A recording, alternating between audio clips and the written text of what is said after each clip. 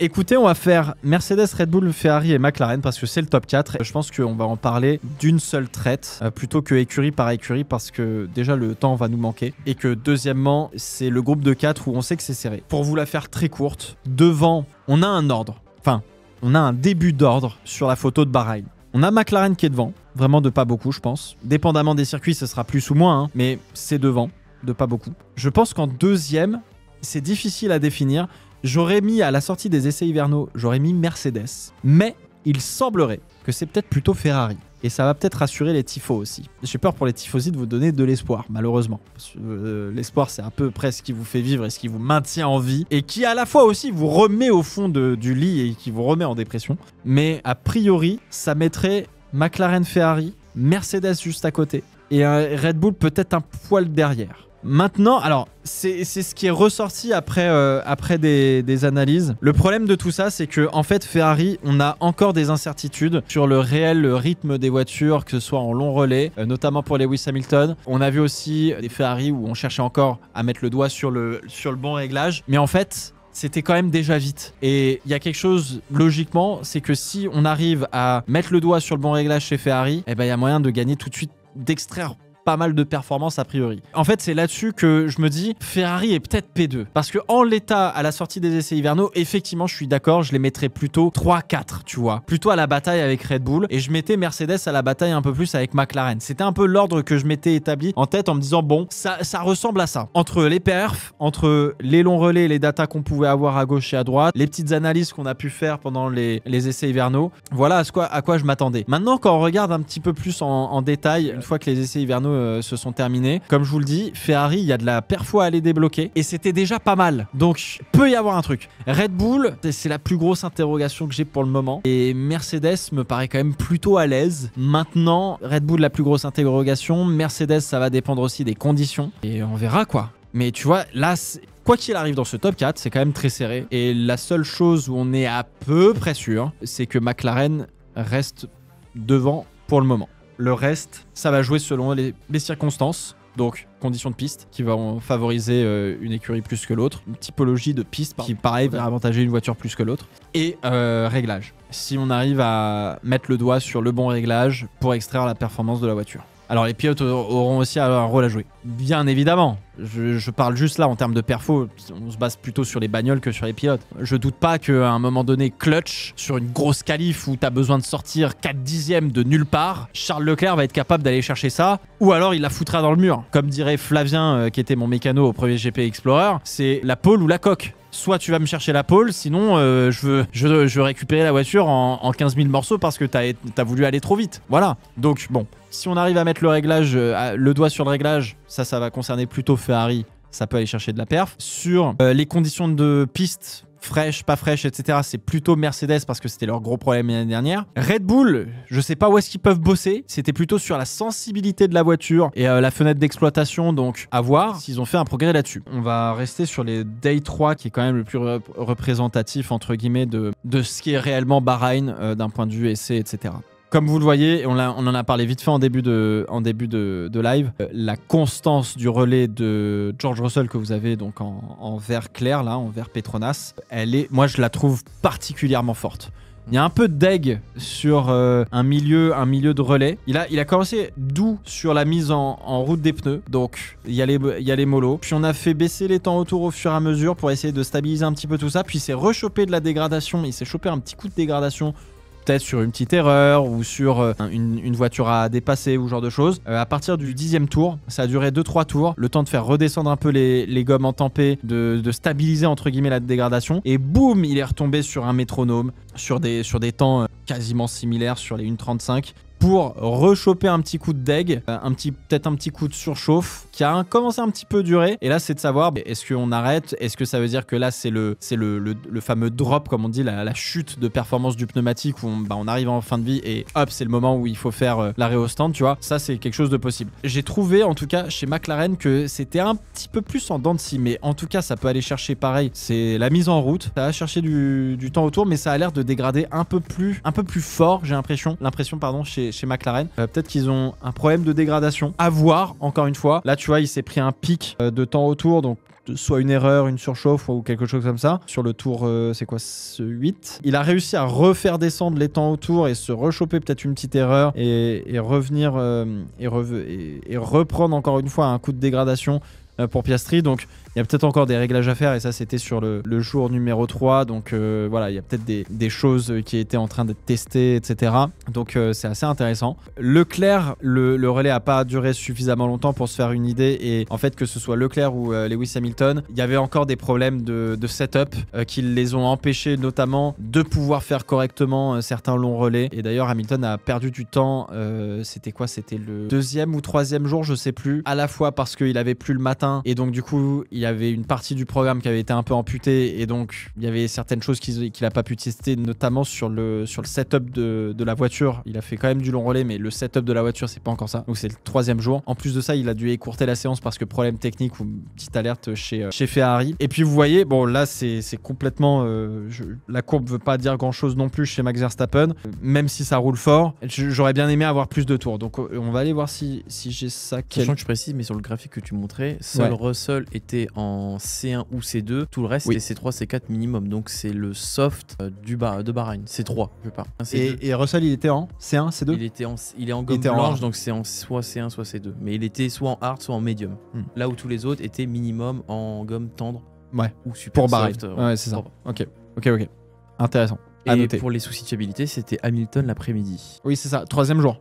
3e jour. Sur le 2e jour, vous voyez, là c'est peut-être un poil plus représentatif. Donc tout le monde est sur le même train, sur la même typologie de pneus. Là pareil, ce qui est intéressant, c'est que bon, au moins on voit, c'est quoi, c'est le nombre de tours, effectivement. On voit en termes de temps au tour que la Ferrari et la Mercedes sont relativement proches. Que encore une fois, la Mercedes a l'air d'avoir plus de facilité en termes de régularité. Et on l'a déjà dit, mais Ferrari, ils n'ont pas mis le doigt sur le bon setup. Donc il y avait un arrière qui était peut-être un peu léger. Ça plaisait pas bien à Leclerc, ça plaisait pas non plus bien à Lewis Hamilton. Enfin, en tout cas, il y avait du travail à aller chercher là-dessus. Donc vous voyez qu'il y a quand même un petit peu plus de montagne russe, si je puis me permettre, sur les temps autour de Charles Leclerc. Là où c'est quand même beaucoup plus stable malgré un gros pic pour Antonelli. La Mercedes, elle est métronome, elle est bien régulière. Voilà, c'est le mot que je cherchais. Norris, par contre, tu vois, là pareil, c'est un petit peu en dents de scie, ça teste. Je pense que ce long relais-là est difficilement interprétable, je trouve. Je pense que ça faisait quand même pas mal de tests sur les pneus pour les violenter peut-être en début de relais et voir comment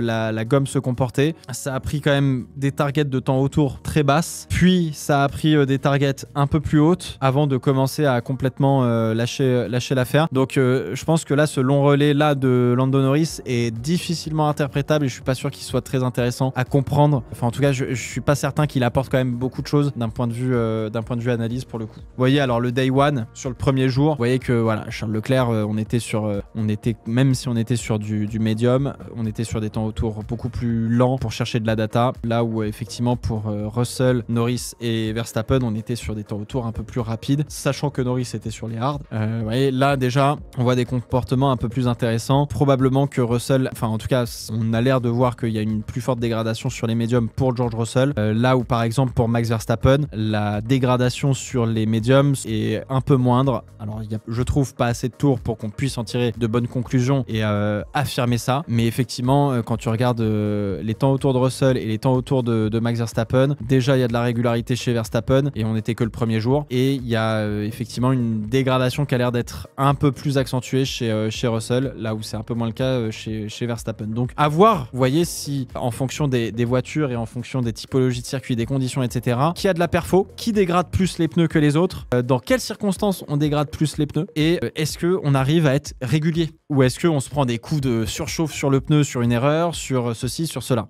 Parce que celui qui va pas beaucoup dégrader, il va pouvoir aller loin. Celui qui arrive à tenir la température, à être régulier, il va réussir à pouvoir mettre des coups d'attaque et sans que ça le pénalise trop. Et celui qui arrive en plus de ça à avoir de la performance, donc c'est-à-dire des temps autour rapides, et bah forcément sera avantagé. Rendez-vous, j'ai envie de vous dire, rendez-vous en qualif à Melbourne pour avoir une première photo de la perfo des voitures. Et puis après, il va falloir attendre 5-6 grands prix pour vraiment dessiner une hiérarchie en fonction des circuits qu'on aura visités. Et il y aura eu déjà, je pense, peut-être des améliorations améliorations par-ci par-là, donc tout va bouger tout le temps dans la saison. J'espère qu'on aura une saison pour le coup carrée et avec beaucoup de spectacles. Est-ce que la dégradation des nouveaux pneus est différente de 2024 ? On n'a pas encore véritablement la réponse à ça. Les pneus sont légèrement différents de l'année dernière. Il y a un travail qui a été fait par Pirelli. Je me souviens plus trop de ce qu'avait dit Mario et Isola, donc à prendre avec des pincettes. Mais les pneus ont évolué par rapport à l'année dernière, donc oui, il y a un vrai travail à faire là-dessus. Big 3 ou Big 4 en 2025 ? Big 4 toujours, je pense. Encore une fois, ça va dépendre des circuits, des typologies, des conditions de piste, etc.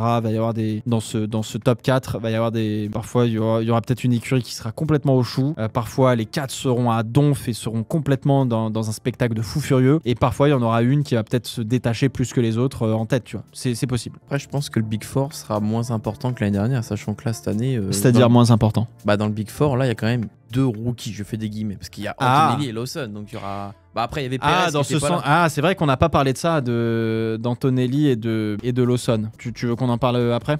Oh, on peut en parler, mais c'est juste pour dire que oui, il y aura un top 4 parce qu'il y aura toujours les 4 écuries. Ouais. Oui. Là, on parle en termes d'écuries. Des petites places à jouer parce que Antonelli n'aura pas le niveau d'Hamilton. Bon, bah Lawson, il sera peut-être meilleur que Perez, j'espère quand même. Le mec, il a quand même des grands prix derrière. On n'est pas à l'abri.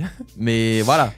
Oui, c'est vrai, rapidement sur les pilotes, parce que j'ai parlé beaucoup des perfos, des voitures, etc. Rapidement sur les pilotes. McLaren, ça va être une vraie année. Ça va être une vraie année pour le management parce que pour l'instant, ils partent avec a priori la meilleure voiture. Qui on va avantager pour le championnat du monde des pilotes ? Est-ce qu'on va en avantager un ? Qui sera l'adversaire chez McLaren ? Parce que chez McLaren, il ne faudra pas se tromper d'adversaire. L'adversaire, il ne faut pas que ce soit Piastri pour Lando Norris et Norris pour Piastri. Ou auquel cas, si c'est le cas, il faut que derrière, ce soit loin. Faut qu'il y ait une distance. Et dans des moments de course un peu chauds ou genre de choses, les conneries qu'ils ont fait à Hongrie l'année dernière, interdit, hein, parce que là, ils se font voler des victoires directes. C'est terminé. Comme ça a été le cas d'ailleurs à Monza, pour le coup. Donc là, très très important, que ce soit dans le management et même dans la tête des pilotes, ne pas se tromper d'adversaire en piste. C'est méga important. Et vu les écarts des performances entre les uns et les autres, t'as vite fait de te dire non mais en fait genre Antonelli P6, peut-être un peu loin, pas besoin de le couvrir. L'autre il fait une George Russell en mode je fais qu'un arrêt finalement. Ah, un problème. Écoutez, on va voir ça. Mais en tout cas, voilà, ça c'est un vrai deal. Le management a eu une saison d'erreur l'année dernière, en tout cas, parce qu'ils en ont pas fait qu'une. Mais c'était nécessaire pour apprendre. Aujourd'hui, va falloir mettre en pratique et faire le moins d'erreurs dans ce cas-là. Voilà, donc maintenant on verra ce que ça donne. Rapidement sur Antonelli et George Russell. Russell est censé être le leader de l'équipe. Antonelli, j'en attends rien dans le sens où je suis curieux. Je reste avec cet avis que Antonelli, quand il a fait la FP1 à Monza l'année dernière, c'était juste une pirouette marketing, une pirouette de com qui a tourné au désastre, qui aurait pas dû avoir lieu. Quand on te met des softs en début de séance et on te dit va chercher des temps autour et que t'as Toto Wolff qui dit non mais il était Purple Sector 2, non. Fermez votre gueule, laissez-le tranquille. Vous l'avez bien développé comme il fallait. Foutez-lui pas une pression à la con sur ce genre de conneries. Laissez-le. Antonelli, il va faire des erreurs, il va faire des bourdes, il va planter des caisses. C'est normal, c'est l'apprentissage de la F1. Il peut pas être parfait. Lewis Hamilton n'a pas été parfait non plus. Même si sur sa première saison, je me souviens pas qu'il ait fait d'énormes erreurs, puisque c'était en majorité soit des problèmes techniques, soit des problèmes d'équipe. Chez McLaren, le crash, il a eu un crash au Nürb en qualif où c'était elle ne touche plus le sol, c'était quand ? C'était 2007, mais c'est parce qu'ils l'ont pas fait rentrer. Bon, après, peut-être que c'était à lui de dire. Voilà. Mais bon, mais ça, c'était l'équipe, tu vois, plus que Lewis Hamilton, lui, on lui dit reste dehors. Bah oui, ok, reste dehors, mais c'était pas du tout la bonne solution. Mais tout ça pour dire que oui, Antonelli va faire des erreurs, ceci, cela. Il va nous impressionner sur certaines courses, y a pas de souci. J'espère. La belle histoire, ce serait que Antonelli gagne un Grand Prix. Parce que pour le coup, on s'en parlait tout à l'heure avec Jordan, pour le coup, vous me corrigerez le chat, mais pour le coup, ce serait la première fois qu'un rookie gagne un Grand Prix de Formule 1 depuis Lewis Hamilton en 2007. Ce qui serait absolument incroyable. Et dites pas Piastri, c'est du sprint. Oui.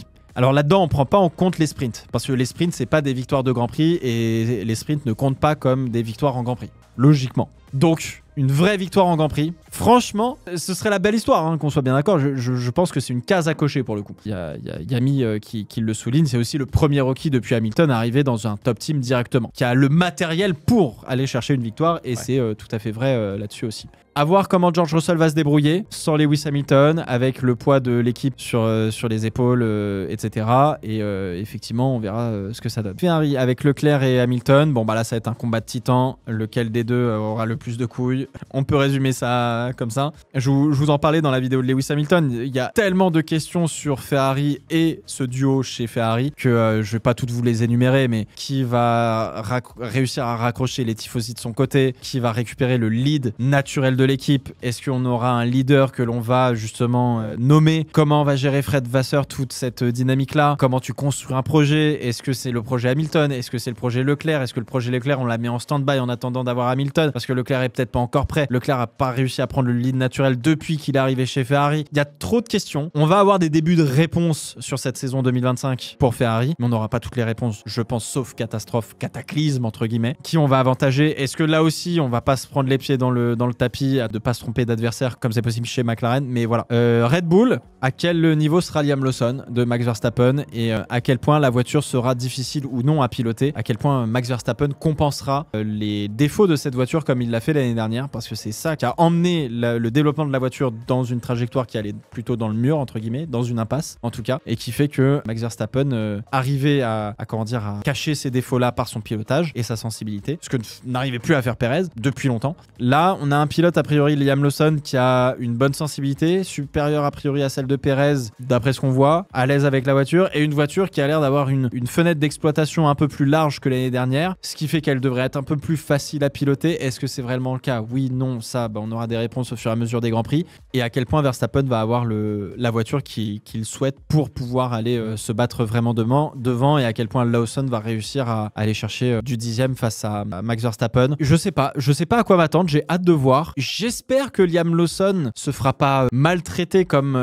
maltraité dans le sens où il se prendra des pilules par Verstappen, comme malheureusement ça a été le cas pour Pierre Gasly et Alex Albon. J'espère qu'il arrivera justement à être dans le match, non pas à faire de l'ombre, mais à être là quand Sergio Perez ne pouvait pas être là. Tu vois, à compter, à avoir une sorte de Sergio Perez 2021 qui arrive à faire les perfs quand faut faire les perfs pour l'équipe, sans faire trop d'ombre à Max Verstappen. Tu vois, pour moi c'est l'objectif de Liam Lawson. Derrière, est-ce qu'il faut qu'il soit au-dessus de Verstappen, en dessous à 3 dixièmes? En vrai, je m'en fous. Je pense que tant qu'il remplit le contrat en mode, en fait, quand Verstappen n'arrive pas à perf, Liam Lawson est là. Quand Verstappen est en bataille avec d'autres écuries, Lawson est là en support, et donc on peut se servir de la voiture de Liam Lawson pour justement faire des undercuts, des overcuts, faire de la strat, avoir des cartes en main pour pouvoir justement jouer là-dessus. Pour moi, c'est un peu de ça que j'attends de la part de Red Bull et de Verstappen et Lawson.